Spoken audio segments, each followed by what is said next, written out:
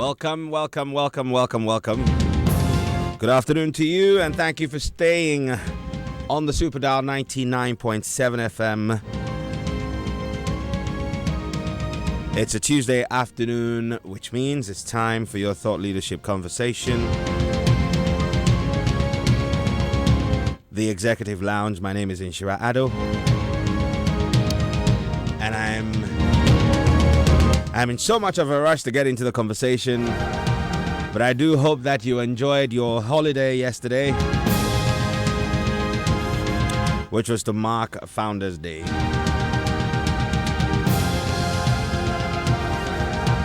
This is your preferred thought leadership show that brings you insights from the lives and work of men and women who have tried hard, scaled the daunting heights of either starting their own businesses or managing institutions here at home and around the world. My guest today is an engineer, mechanical engineer by training, with nearly 40 years of experience in the energy sector.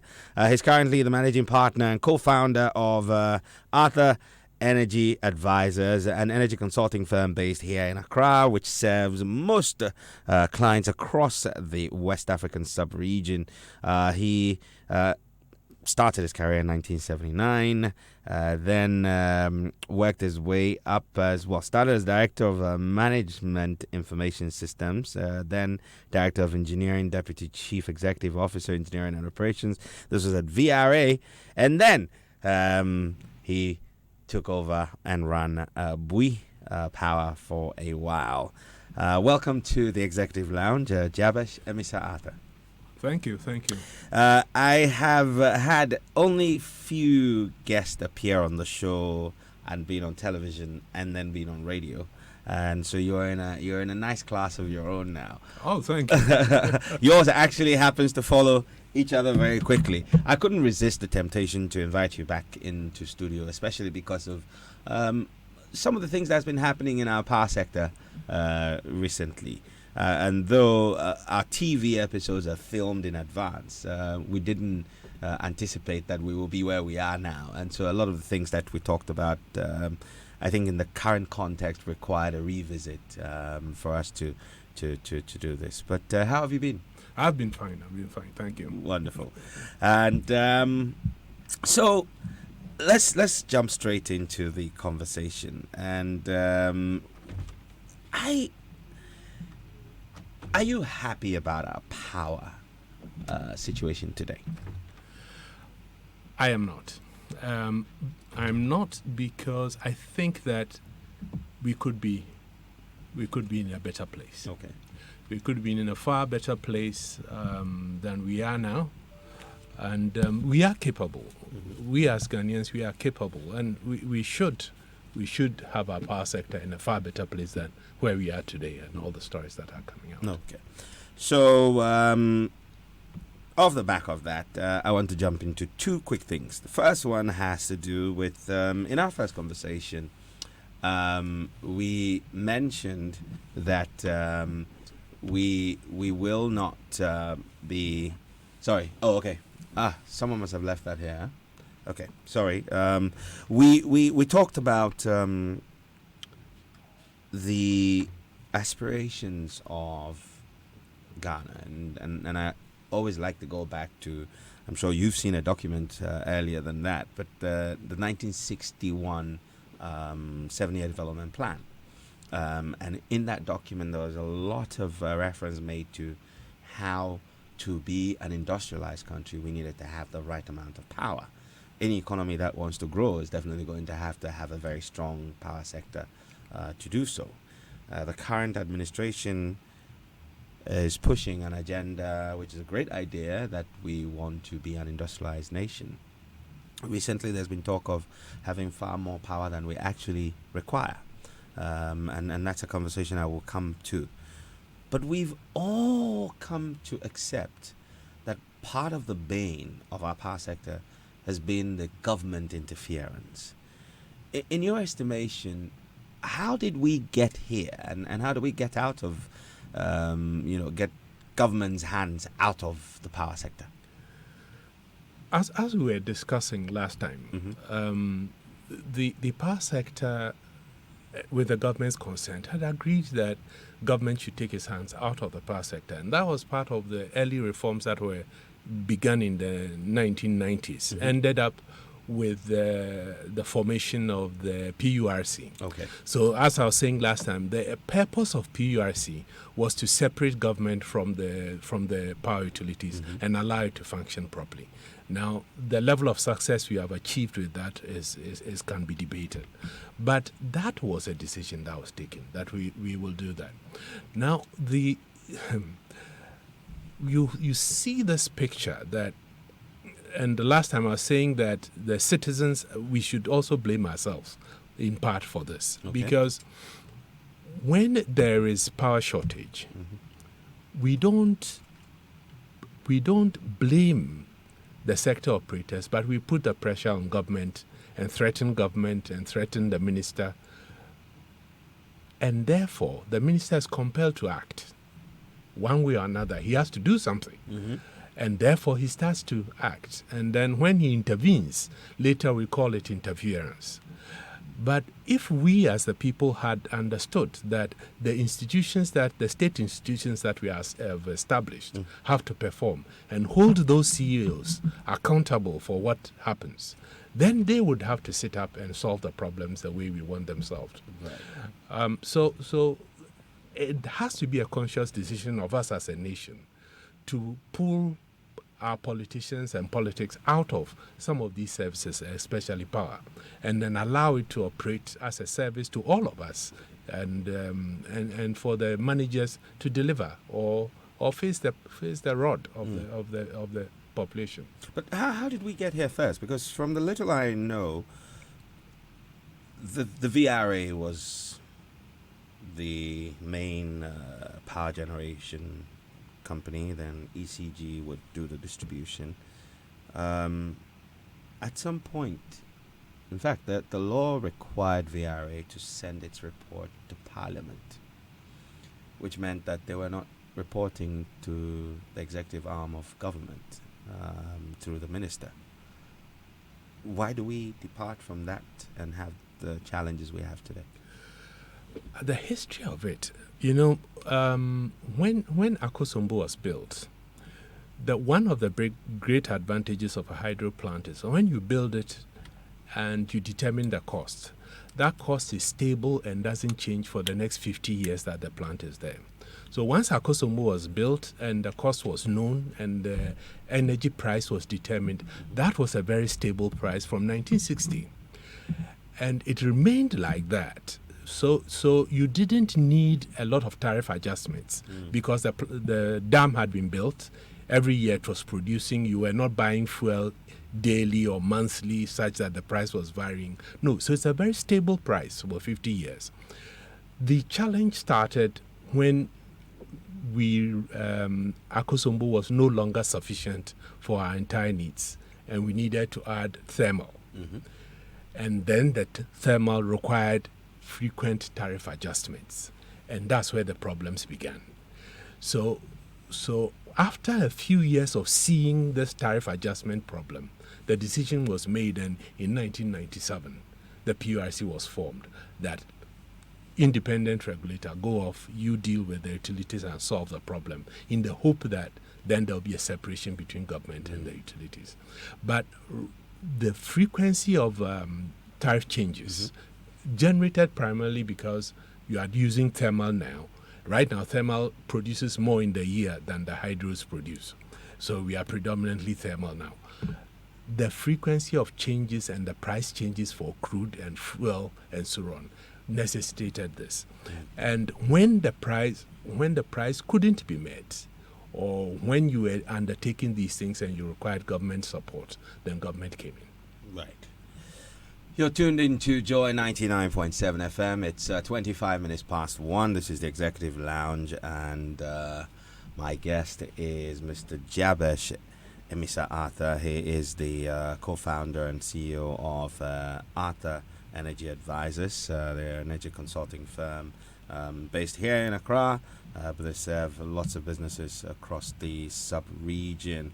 And we've started off by trying to understand how we got to where we are now, where majority of us, or most of us, feel that there's too much government interference in the generation distribution or the power sector in general.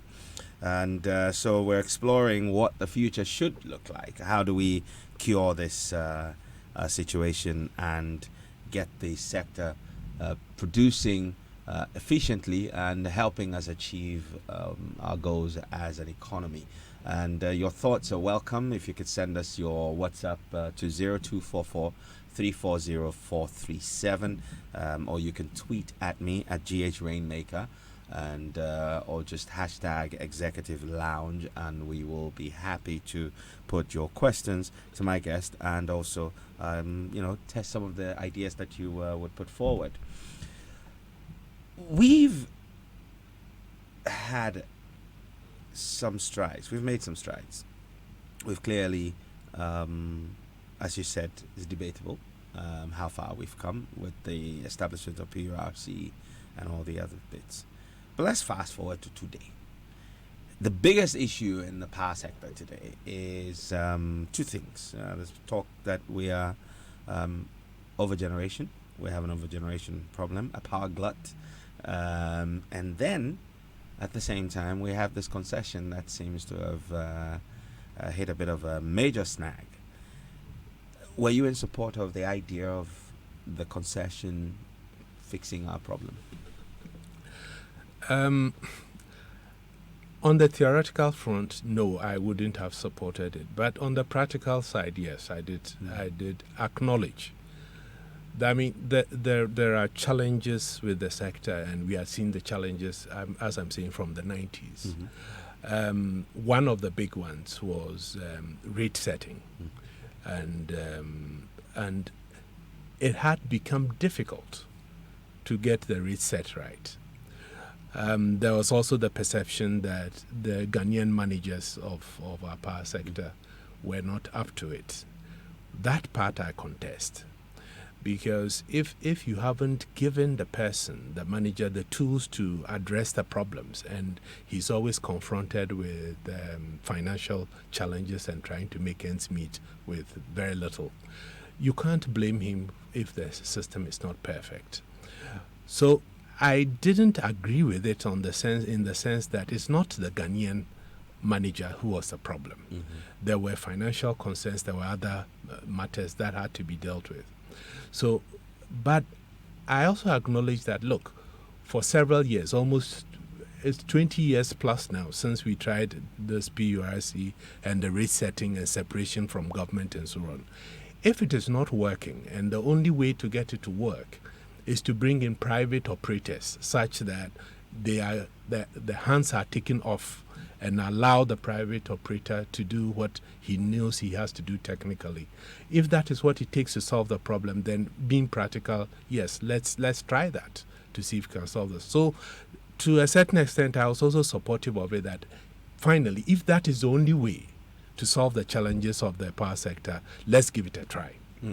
So let's say that your thoughts materialized in the sense that government did decide that, okay, we're going to do this concession.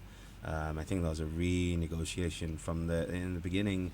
It was between a 20 and a 30 Ghanaian stake, but went up to 51. Are you surprised where we are right now? Well, it's clear that we shouldn't be where we are now. That before you take any step, you have to think about the consequences and how it will pan out. And probably we should have done a better job of that. So it wasn't necessary for us to be at this point. If we had sat down seriously and looked at what we were doing and how we were going about it, there was no need for us to be in these circumstances. Do you think that's a sign of lack of proper planning? I wouldn't. Well, probably planning is part of it, but it's for me it's a question of anticipating when you make a decision and you provide certain terms, anticipating how it is going to pan out, and then making sure that that end result is what you want to see. Right. And that's what that's probably all of there is to it. All right. So we have an institution that, in your estimation, we could have avoided going the route we've gone, but practically, it's okay, and there's a decent level of Ghanaian participation in there. But the concessionaires, coming in to take 51% or whatever the mix is of an asset base that's well above 10 billion. What would you have expected to see to give you the surety or confidence that, okay, we've taken one bold step and this will end well for us? Well, I mean, I think that they would have had their parameters established. Whenever you are selecting somebody to do this, you would have established your parameters. At least two things. One, that the parties had the necessary competence and familiarity with the subject matter and with the operations that they were going to be responsible for, such that they could do it well. That was one. And then two was that they had the financial weight to carry through what they had to do. So those are the two conditions. I'm sure that they would have had those all well articulated. Wonderful. All right. So let's focus on the IPP situation. So the Energy Commission at some point says we needed about 5,000 megawatts of generating capacity or power output by, I think it was 2018 or 2020. Yeah. And then suddenly we're being told that we have far more power than we need. Between the forecast and the current situation, what could have gone right? Well, forecasting is a very delicate thing, and when you are making a forecast based upon which people are supposed to invest serious money, you have to be a little risk averse, and probably the adoption of that forecast and the pursuit of that level of capacity without questioning its well could have contributed to the thing. And you have a forecast that is, let's say, 15 years up the road. You always have to check that is the actual tracking the forecast before you make a commitment on dollars to spend. So that probably has contributed to the situation where we have pursued installing so much capacity, and then the forecast has not, the actual demand has not risen to the levels that we were anticipating, and you are saddled with overcapacity. Was there any consultation that may have pointed in the direction that maybe we're over ambitious in this forecast? Yes, there were consultations that said we were ambitious, but by then quite a few commitments had already been made. When everybody accepted that it seems that this forecast is a little exorbitant, and then let's have a more reasonable consensus forecast. So that was done. But by then, people had been encouraged to enter and begin developing their projects and so on. And that is what we have. How do you deal with this situation? I mean, now you have all these IPPs producing more than you need. And we're learning that majority of these are also, take or pay. Is this? How far down the slope have we gone on this? Well, there are a few things you can do. One of them, which has been suggested, that is changing from take or pay to take and pay. Okay. If you can get that through, it'll be a solution to the problem. But it is not going to be an easy task. I don't know what strategy one can use to get somebody who has made these investments to change from take or pay to take and pay. It's not going to be easy, and nobody should kid himself that it's going to be easy to get that kind of change. So if they can get that done, fantastic. That will probably remove the bulk of the problem. But there are also other approaches that one could advise could be taken. Let's pretend you have a crystal ball. We have this current situation where we're overgenerating. That will cost us some money, which hopefully sorry. No, let me just correct you. We Sorry. are not overgenerating. You cannot overgenerate. Okay. So overcapacity. You have overcapacity to generate. Yeah. Right. So we have overcapacity, which will cost us money in some cases, whether we use that capacity or not. Yeah. Or in most of those agreements. And then, yes, hopefully this debacle with the ECG PDS also is resolved. What will be the optimum mix for Ghana in terms of our generation sources, utilization of the capacity that we are able to generate, and also the market, which at the moment is not massive, to export power? The optimum mix will have to include. I think that renewable energy, and I'm speaking here specifically about solar. Solar has become so competitive that it will be a mistake to ignore significant solar injection. So we have to pursue that renewable energy track a little bit more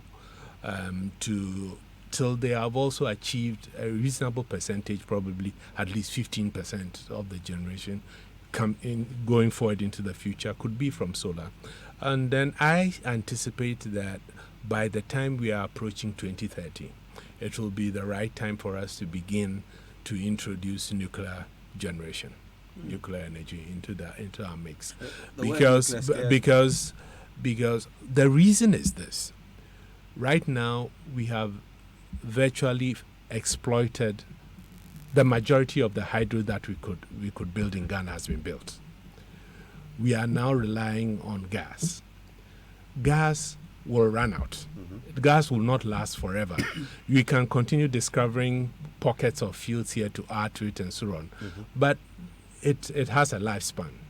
Right. And that too will phase out. So we have to begin to work on other things like nuclear. And in my own view, in the long term, the energy demands of all industrialized economies will have to start to move towards nuclear in one way or another. If you had to advise me as president of a very small country that has overcapacity and has an ambitious drive to industrialize, some of these contracts still have more than 15 years to go on them, so it would be a financial albatross around my neck. How do we ensure that we find use for the capacity that we currently are paying for but not necessarily taking? Well, there's a lot of talk. People talk about export market.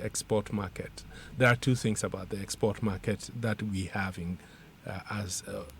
we have around us. One is the size of that market, and two is the price for that market. Okay.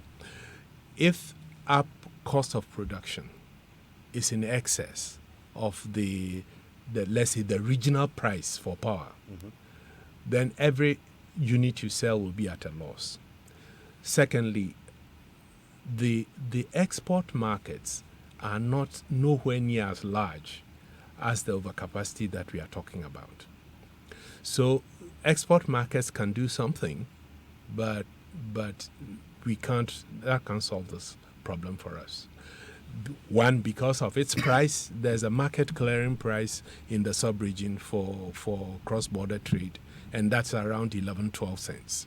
And so if you are producing above that, then you can't, they won't buy it from you, because there are others who are producing more competitively, and they'll buy from that. And then if you take West Africa, for instance, Nigeria is clearly the biggest. The next in terms of power market size is Ghana. The third is Cote d'Ivoire. The rest are very tiny. Their demand is very small. Ghana, we are talking, I think that we are still under 3,000 megawatts peak power and so on. But none of the other countries come even near 500 megawatts. Wow. So it is a challenge. But, okay, so help me. This is proper layman's thinking. Say we're paying, it's take or pay, so we're paying whether we're taking or not. And say we're paying 13 cents. And someone can buy some off it at 11. Would it be prudent to export at a loss? And at least offset and only have the difference between the market price and what the difference with? Yes. That if you get that price, you may have to do it to minimize the loss that you are incurring. So we can't get creative around it. Yes, but you still have to fund that 2 cents difference that you have. I'm thinking funding 2 is much better than funding the whole 13. Yes, that is true. But then again, the next question is, how much of that can you offload as I exports? And I'm saying that's also very limited. Okay, so even if we got very creative around this, we still would have issues around. I mean, what's the current demand, if we could put it out, the market size? Is it anywhere in the region that would be significant? For Ghana? For Ghana.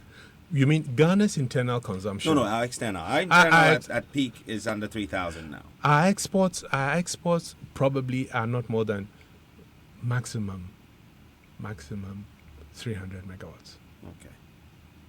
That is because we export to Togo and Benin. We have done that since the 70s. Yeah. And so that is there. And then we are developing new export markets with Burkina Faso. But those are Burkina Faso, probably 100 megawatts, 150 will fully satisfy them. So it's not that big. The export markets are not that big. Wow. Interesting. We're in this new digital revolution, where big data is affecting pretty much everything that we do. How can we utilize data analytics to better forecast and better manage our power sector? Well, I think that it can help. It can help. There are two principal things, maybe less now. When we were totally dependent upon hydro, the prediction of rainfall and the river runoffs was a major area that unknown, for which forecasting would be helpful, right. And therefore having that data would have been helpful. Now things have changed, as I'm saying. Now thermal is the dominant contributor. So to the extent that you can predict, and for thermal, typically we say that 75% of the cost is coming from fuel. So to the extent that you can have information and you can have projections about fuel price and so on, then you are dealing with a significant portion. The rest is about the demand side and whether big data can help you project demand. And I'm sure that there's a way for it to help you to do that. But when you look at the consumption patterns in the past, you should be able to do a reasonable job on the consumption forecast. Quite often in forecasting, what is unknown are what we typically call the step loads, that new things that are coming up that you are not part of, let's say, the regular growth of existing customers. The regular growth of existing customers is you can pretty reasonably predict it, but the unknowns, the new ones that are coming in, are where the challenge is. Wonderful. It's 46 minutes past 1. This is the Executive Lounge. I'm Inshirado, and my guest is Jabesh Emisa Arthur. He's co-founder and CEO of Arthur Energy Advisors. And we've been talking quite a lot about the current energy sector, the power sector, and how we can ensure that we're making progress and delivering the right amount of power to enable our growth ambitions. You can join us on the Facebook stream. A few comments coming through. Very educative conversation. Ebenezer Niyama says, Emmanuel Bosu says, I'm enjoying this conversation. Parkway C, Samoa Thompson, very insightful. Noel Siam says, thank you, sir. Very insightful session you're having, and keep enlightening us. And Emmanuel is actually sending us this message all the way from Akosombo. All right, now this is someone who's following. Elvis is following the conversation from Paris. And he says, since Kwame Nkrumah's Akosombo Dam, what have we added to our power generation, since our population is growing fast and businesses need energy to run? And do we sit till things get out of hand before we make the necessary changes that are required? Since I've been living in France for nearly 40 years and I've never experienced power outage, and all the money has been paid for power. Where has it gone? Or we're sitting down for Kwame Nkrumah's ghost to come and build another Akosombo for us. Okay, I think by inference he wants to know, how have we improved the power sector? What steps have we taken to, as population is growing? This is back to the forecasting conversation, I guess. Yes, clearly I think that Elvis has been away from the country for too long. Yes. It's the year of return, Elvis. You should come back. Yes, I mean, a lot of development has taken place since Akosombo. Our electrification access rates are well beyond 80% now. At the time of Akosombo, it was less than 15%. Mm-hmm. We are now 80%. And I think that the number of plants we have in production is well beyond the single Akosombo we're talking about. I think the last count, we were probably around 20-something plants that are producing. So, Elvis, a lot of development has taken place. The grid, which used to serve only southern Ghana and probably a dozen cities, is now all over the country and so on. So a lot has happened. You can tell Elvis that. The question of planning is important, and last time we were touching on this. Yeah. And I was explaining that the power sector requires long-term plans. When we are doing planning, we are looking 20 years ahead and preparing for what we'll do between now and then. You take action on the things that are going to come, let's say 8 years, 10 years up the line, but you still look 20 years up ahead. And as I explained, the reason is that it takes you 6 to 8 years to develop any of these infrastructure. So if you don't look that far ahead, you are creating a problem for yourself. And that is the other thing I was saying in our conversation last time, that it will be important to ensure that when we appoint managers for these utilities, their tenure is at least 8 to 10 years, such that they know that they have to plan for that, else they will face problems down the line. I don't believe in this 3-year, 4-year cycle for CEOs. It doesn't give them the incentive to do the work that is required to ensure that 8 years, 10 years down the line, the systems are in place. So I'm wondering, I mean, you headed Bui Power under the erstwhile NDC administration. we have a new administration, and that truncated your role. That's happened several times in several different sectors. But for a very critical sector like the power sector, how do we stem this politics? Because, Papa Ansan from Teshinungwa says, where were you, or he's referring, says, where was this man when government brought in so-called PDS, because he knows what he's talking about. How do we change this? How do we make this about Ghana and not necessarily about, okay, we're in government now, so we're bringing our guy?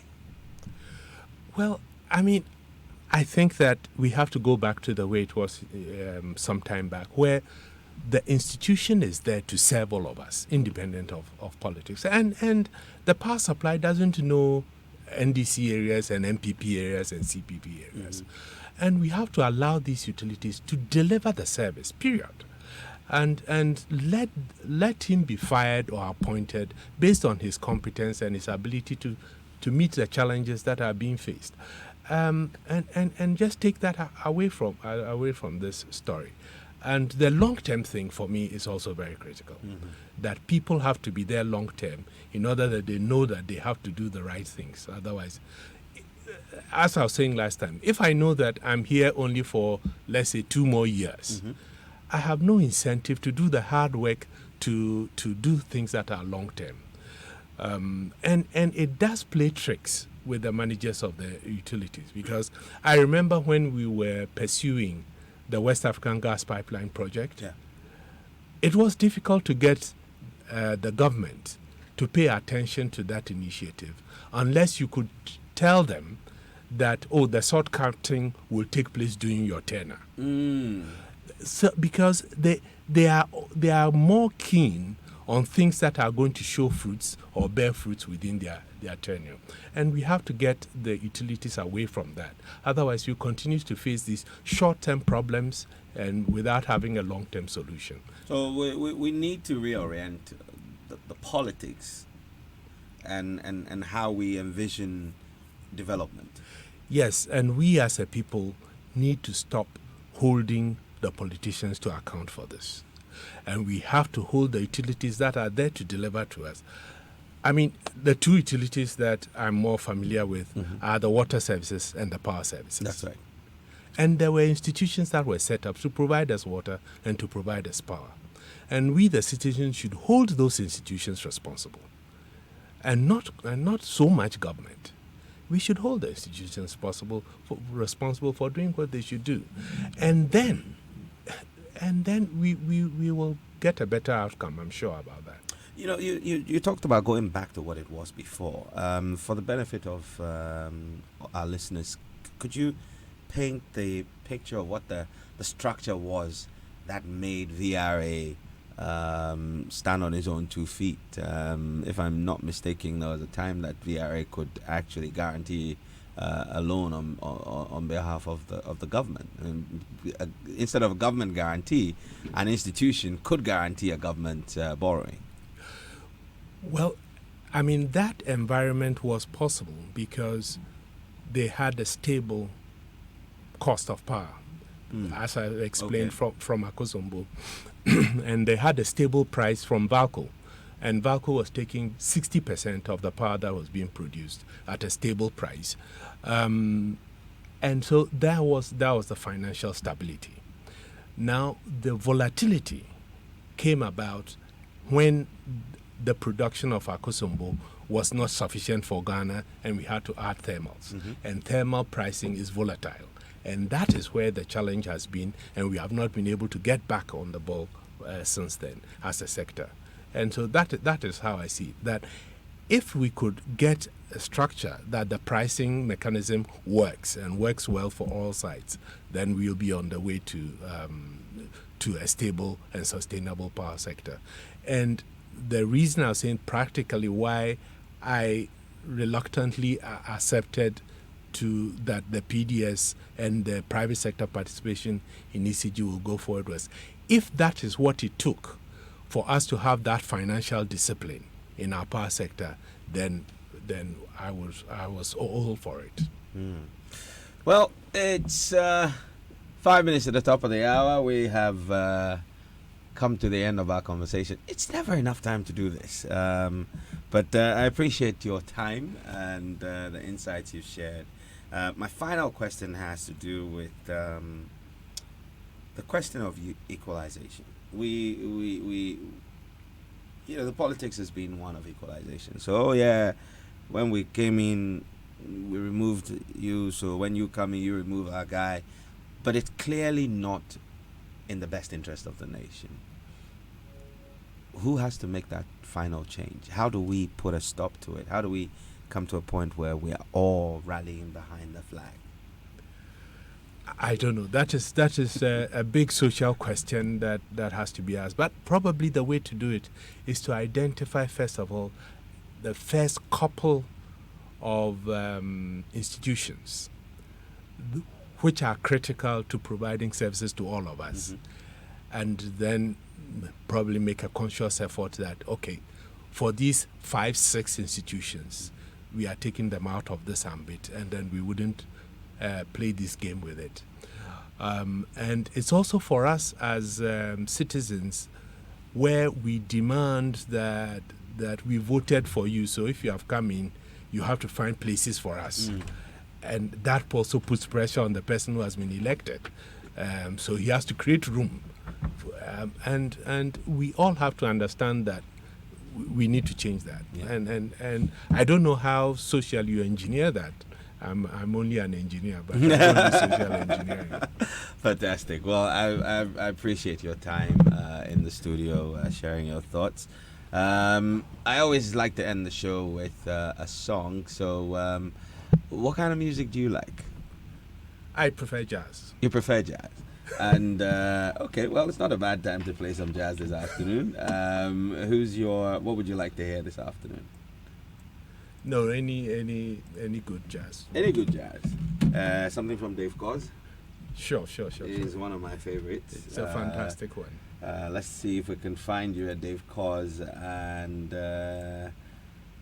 okay, I know one Dave Koz that's easy to find, which is Back Together. But then again, why don't we do this?